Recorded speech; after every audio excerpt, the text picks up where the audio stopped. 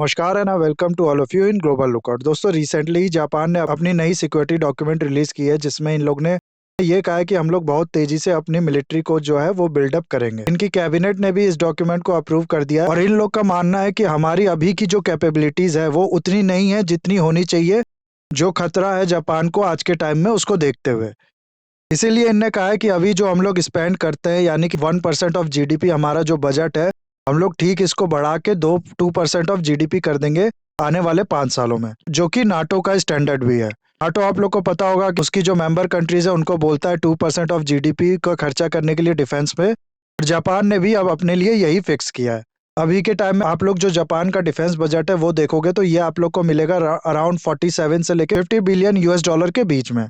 तो इसको बहुत तेजी से बढ़ाने वाला है जापान। और क्यों जापान ऐसा करेगा, कैसे ये कर पाएगा और क्या होगा इसका इंडिया पे असर, ये सब हम लोग देखेंगे इस वीडियो में। उसके अलावा आप लोग को पता होगा कि जापान एक आर्थिक शक्ति है एशिया की, लेकिन इसके बाद भी आज के टाइम में जापान की कोई मिलिट्री नहीं है जो इसको किसी एक्सटर्नल एग्रेशन से प्रोटेक्शन दे सके।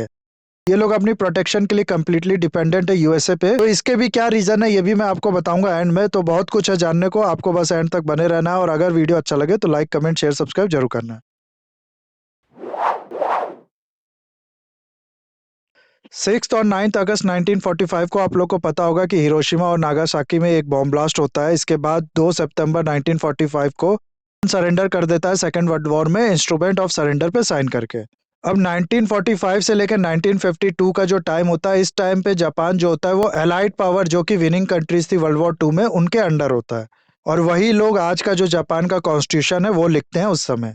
और खासकर से अमेरिकन सिविलियन ऑफिशियल्स के द्वारा यह कॉन्स्टिट्यूशन लिखा जाता है और फाइनली 3 मई 1947 को जापान का कॉन्स्टिट्यूशन अडॉप्ट किया जाता है। इसको कई लोग मैकार्थर कॉन्स्टिट्यूशन या फिर पीस कॉन्स्टिट्यूशन भी कहते हैं। पीस कॉन्स्टिट्यूशन इसलिए क्योंकि इसमें एक आर्टिकल था जो कि बहुत फेमस होता है, वो था आर्टिकल 9, जिसके अंदर जापान अपने राइट टू वेज वॉर और मेंटेन मिलिट्री फोर्स को रिनाउंस कर देता है। यानी कि इस कॉन्स्टिट्यूशन में यह कहा जाता है कि जापान जो है वो आगे वॉर कभी नहीं करेगा और खुद की मिलिट्री फोर्स कभी नहीं क्रिएट करेगा। और तब से ये कॉन्स्टिट्यूशन और ये आर्टिकल ऐसे ही चला आ रहा है। हालांकि जापानीज चाहते तो पहले ही ये अपना कॉन्स्टिट्यूशन अमेंड कर सकते थे और अपनी जो मिलिट्री है उसको भी बिल्डअप कर सकते थे, लेकिन जापान की जो हिस्ट्री है वॉर को लेके वो बहुत ज्यादा पुरानी है और खराब है। इन लोग ने सिर्फ बाहर की कंट्रियों पे, जैसे कि कोरिया वगैरह, सिर्फ उन्हीं पे अत्याचार नहीं किया है, खुद के इनके लोग भी वॉर से बहुत ज्यादा परेशान हो चुके थे। और फाइनली फिर हिरोशिमा और नागासाकी में क्या हुआ वो तो हम लोग जानते हैं। तो उसकी वजह से यहाँ की जो जनता है वो भी वॉर के बहुत ज्यादा खिलाफ है। और दूसरा, फिर यूएसए का भी प्रेशर होता है, इसलिए कभी भी इस चीज को अमेंड नहीं किया गया और जापान ने कभी अपनी मिलिट्री फोर्स नहीं बनाई, एटलीस्ट कागज पे तो नहीं बनाई। क्यों मैं ऐसा कह रहा हूँ वो मैं आगे आपको बताऊंगा। अभी जो है वो इतना समझ लीजिए कि जापान ने यह कहा कि हम लोग जो सारे प्रॉब्लम्स हैं उसके पीसफुल और डिप्लोमेसी की तरह सॉल्यूशन ढूंढेंगे, वॉर नहीं करेंगे और अपनी मिलिट्री नहीं बनाएंगे। कहने को तो ये यूएसए के द्वारा इम्पोज कंडीशन थी, लेकिन फिर भी जापान की जनता और जापान की पॉलिटिकल जो पावर थी वो भी इस पे बाद में भी सपोर्ट किया। लेकिन ऐसा नहीं है कि जापान ने कभी अपनी मिलिट्री या फिर अपने डिफेंस पे काम नहीं किया। वो हमेशा ही बहुत ज्यादा आइडियलिस्ट बन के रह गए और आज उनको सिक्योरिटी थ्रेट आ गया इसलिए वो मिलिट्री बिल्डअप की बात कर रहे हैं। ऐसा बिल्कुल भी नहीं है। दरअसल हुआ क्या कि 1950s में फिर कोरियन वॉर शुरू हो गया और कोरियन वॉर के चलते जो अमेरिकन सोल्जर जापान में स्टेशन थे, जापान को प्रोटेक्शन के लिए वहां पर थे, उनको डिप्लॉय करना पड़ा कोरिया में। अब ऐसे टाइम पे जापान बहुत ज्यादा वीक और वल्नरेबल बन के रह गया और वहां के पॉलिटिकल पावर को भी ये समझ में आ गया कि कुछ तो होना चाहिए जो हम लोग को प्रोटेक्शन दे सके। लेकिन प्रेशर भी था और कॉन्स्टिट्यूशन की भी बात थी। तो इन लोग ने क्या किया कि एक छोटी सी फोर्स बनाई जिसका नाम दिया इन लोग ने नेशनल पुलिस रिजर्व। 1950 में नेशनल पुलिस रिजर्व का गठन हुआ। सिर्फ 75,000 मैन थे उस समय इसमें। और ठीक फिर 2 साल बाद इन लोग ने कोस्टल सिक्योरिटी फोर्स का भी गठन किया। आर्गुमेंट जापान ये देता है कि देखो ये कोई मिलिट्री फोर्स नहीं है, हम लोग किसी को और कंट्री पे अटैक करने के लिए या फिर उससे लड़ने के लिए इसको नहीं क्रिएट कर रहे, बल्कि हमारी जो इंटरनल थ्रेट है सिर्फ उसी को मैनेज करने के लिए हम लोग इसको क्रिएट कर रहे हैं। और जो एक्सटर्नल हम लोग को थ्रेट है उसके अगेंस्ट हम लोग को यूएसए ही प्रोटेक्शन देगा पहले की तरह। यूएसए भी इस चीज को मान जाता है और फिर ये चीज आज तक ऐसे ही चलती आ रही है। आज भी जापान जो है उसकी एक्सटर्नल जो सिक्योरिटी है वो यूएसए ही देखता है और इसीलिए आज के टाइम में सबसे ज्यादा यूएसए के मिलिट्री बेस अगर कहीं है तो वो है जापान में। फिर जापान की ये जो नेशनल पुलिस रिजर्व थी, इसका जो नाम है ये ओवर टाइम चेंज करते रहते हैं ये लोग, और आज के टाइम में जो इसका नाम है वो है सेल्फ डिफेंस फोर्स। हालांकि नाम में तो सेल्फ डिफेंस है, लेकिन अगर आप लोग इन लोग के जो हथियार है वो देखोगे तो आप लोग को पता चलेगा कि इनके जो हथियार हैं वो सिर्फ सेल्फ डिफेंस के लिए नहीं है, वो हथियार हैं जो कि वॉर पोटेंशियल भी रखते हैं। तो कहने का मतलब है कि कागज पे तो जापान की कोई मिलिट्री नहीं है, लेकिन रियलिटी में जो इनकी सेल्फ डिफेंस फोर्स ही है वही बहुत ज्यादा कैपेबल है हर वो काम करने के लिए जो एक आम मिलिट्री करती है। और ये सब चीज जापान वाले अचीव कर पाते हैं शब्दों के तोड़ मरोड़ करके। जैसा कि हम लोग ने देखा कैसे कि अपनी मिलिट्री का नाम इन लोग ने सेल्फ डिफेंस फोर्स कहते हैं। इन लोग के पास एयरक्राफ्ट कैरियर है, मिसाइल्स हैं, अच्छे अच्छे डिस्ट्रॉयर शिप्स हैं और भी ऐसे ही तरीके से के एडवांस वेपन है। भले ही बहुत ज्यादा सोफिस्टिकेटेड ना हो, लेकिन ये किसी भी एंगल से बाकी किसी नॉर्मल कंट्रीज से कम भी नहीं है। तो अब तक ये सब ऐसे ही चला आ रहा था, लेकिन अब क्या हो रहा है कि जापान ने कहा है कि हम लोग 320 बिलियन यूएस डॉलर खर्च करेंगे अगले 5 सालों में अपनी मिलिट्री बिल्डअप के लिए। इन लोग का कहना है कि रशिया ने जो यूक्रेन पे वॉर किया इसके बाद एक तरीके से नया ट्रेंड शुरू कर दिया रशिया ने। अब क्या होगा कि हो सकता है कि चाइना भी ताइवान पे अटैक करे और ये वाला जो पूरा रीजन है जापान के वेस्ट साइड में सी वाला, यहाँ पर बहुत ज्यादा हम लोग को हीट देखने को मिले। इसके अलावा और अगर हम लोग इस रीजन की बात करें ना, तो यहाँ पर जापान का रशिया के साथ डिस्प्यूट है कुरिल आइसलैंड को लेके। चाइना के साथ जापान का डिस्प्यूट है सेंकाकू आइसलैंड को लेके, जिसको चाइना दाइयो आइसलैंड कहता है और ताइवान भी इस पे अपना क्लेम जताता है, वो इसे ताइयो यूथाई आइसलैंड कहता है। तो तीनों जापान, चाइना, ताइवान इस आइसलैंड पे अपना क्लेम जताते हैं और चाइना से जो मेन दुश्मनी है जापान की वो इस आइसलैंड को लेके है। इसके अलावा चाइना का जो इस एरिया में असर्टिवनेस है, जो गुंडागर्दी है, उसकी वजह से भी जापान को काफी ज्यादा दिक्कत झेलनी पड़ती है और उसके खिलाफ भी जापान है। फिर नॉर्थ कोरिया के साथ भी इशू है जापान का। नॉर्थ कोरिया क्या, आप पूरे कोरिया को ले लो तो जापान की जो हिस्ट्री है वो कोरिया के लोगों का आज भी कहीं ना कहीं माइंडसेट जो है उसको इन्फ्लुएंस करती है। आप लोग को पता होगा कि कोरिया पे पूरा जापान ने कब्जा कर लिया था और जापानीज फोर्स ने यहाँ के जो लोग हैं, खासकर से जो कोरियन वुमेन्स थी, उन पे बहुत ज्यादा अत्याचार किया था। कंफर्ट वुमेन्स का नाम ही यहाँ से फेमस हुआ था। यहाँ की जो औरतें थे उनको जापानीज बहुत ज्यादा मिसट्रीट करते थे। तो ये चीज लोगों के माइंड में अभी भी कहीं ना कहीं है। और उसके बाद जो नॉर्थ कोरिया अपनी डे बाय डे मिसाइल की जो कैपेबिलिटीज है वो बढ़ा रहा है, ये सब चीज भी जापान के लिए एक चैलेंज बन गई है। फिर साउथ कोरिया के साथ भी एक आइसलैंड को लेकर विवाद है जापान का, जिसको दोगदो या फिर ताकेशुनो आइसलैंड कहा जाता है। तो इन्हीं सब चीजों को देखते हुए और खासकर से चाइना और नॉर्थ कोरिया के एक्शंस को देखते हुए जापान ने ये डिसाइड किया है कि हम लोग की जो मिलिट्री पावर है उसको हम लोग को बढ़ाना पड़ेगा। और इन लोग ने इस पॉलिसी डॉक्यूमेंट में ये माना है कि हम लोग ऑलरेडी इस चीज में बहुत ज्यादा पीछे हैं और बहुत तेजी से हम लोग को इसे बढ़ाना पड़ेगा।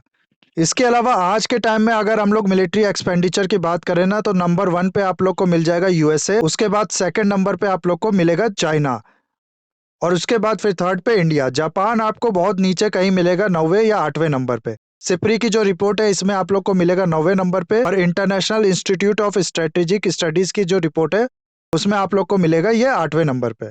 2021 के लिए ये डाटा है पूरा। अब होगा क्या कि अगर जापान सक्सेसफुली, जैसा ये कहता है 2% ऑफ जीडीपी हम लोग खर्च करेंगे, ऐसा ये कर लेता है, तो टोटल इसका डिफेंस बजट जो होगा वो 100 बिलियन के पार होगा अगले 5 सालों में। और इसीलिए फिर जापान आप लोग को यहाँ देखने को मिलेगा इंडिया के ऊपर इस लिस्ट में। थर्ड पे होगा जापान और उसके बाद होगा कहीं इंडिया। बाकी कंट्री का भी आप लोग यहाँ पर देख सकते हैं कौन कितना मिलिट्री पे स्पेंड करता है। यूएसए जो है वो 800 बिलियन यूएस डॉलर स्पेंड करता है अपनी मिलिट्री पे, 3.2% ऑफ जीडीपी ये स्पेंड करता है। चाइना है जो वो 293 बिलियन ये स्पेंड करता है, जो कि 1.7% ऑफ जीडीपी है। इंडिया को बहुत ज्यादा जीडीपी का परसेंट स्पेंड करना पड़ता है, जो कि है 2.4%, और ये टोटल बैठता है वैल्यू में 76.6 बिलियन यूएस डॉलर का। ऐसे ही बाकी कंट्रीज का भी आप लोग यहाँ पर देख सकते हैं। तो ये जापान का प्लान है। अब इससे होगा क्या कि जाहिर सी बात है, सबसे पहला जो कंट्री जापान के दिमाग में होगा ये सब चीज करते हुए वो होगा चाइना। मेन इनको प्रॉब्लम जो है वो चाइना से ही है और चाइना से प्रॉब्लम फिर इंडिया को भी है। तो एक तरीके से कहीं ना कहीं इंडिया को भी इससे थोड़ा बहुत स्ट्रेटेजिक फायदा जो है वो मिलेगा, ऐसा एक्सपेक्ट किया जा सकता है। नाउ अब इस पॉलिसी डॉक्यूमेंट में जापान ने यह कहा है कि हम लोग 500 यूएस मेड टमाहोक क्रूज मिसाइल जो है वो खरीदेंगे। 1250 किलोमीटर इन मिसाइल्स की रेंज होती है और इन लोग ने कहा है कि हमारी जो बैलिस्टिक मिसाइल्स की कैपेबिलिटीज है उसको हम लोग 3 गुना बढ़ाएंगे। साथ ही साथ कुछ स्ट्रक्चरल रिफॉर्म्स करने की भी बात की गई है। इनका जो पूरा सिक्योरिटी और सिक्योरिटी फोर्स का सेटअप है उसके लिए।